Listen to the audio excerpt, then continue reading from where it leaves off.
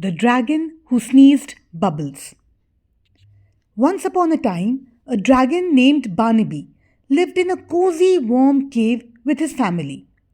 Barnaby had a little problem, a rather bubbly one. All of his brothers could breathe the most magnificent fires. There was Blaze, who could breathe long, twisty flames. There was Ember, who made perfect little campfires.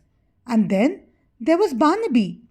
Every single time he tried to breathe fire, out came a giant shimmering bubble. His brother always teased him. Barnaby felt different. He felt silly. He could not do the one thing expected of him. One day, feeling a bit lonely, Barnaby wandered far from home. He stumbled upon a very strange village. It was called Grumpy Grey Village. Here, the flowers were grey, the houses were grey, and worst of all, people had forgotten how to laugh and be happy. Barnaby felt a tickle in his nose. There was a little itch. He tried to hold it in, but he could not. Achoo!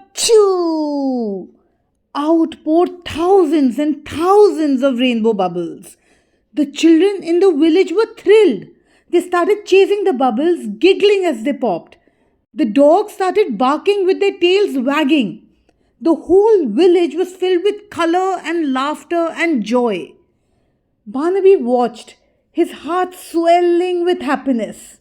He saw that while fire was good for toasting marshmallows and making campfires, his bubbles were perfect for spreading joy and laughter. His unique talent, the thing that made him different, was exactly what these people needed. The people of the Grumpy Grey Village were so happy. They made Barnaby the chief of cheer. And Barnaby, the dragon who sneezed bubbles, spent his days spreading happiness, one bubbly sneeze at a time.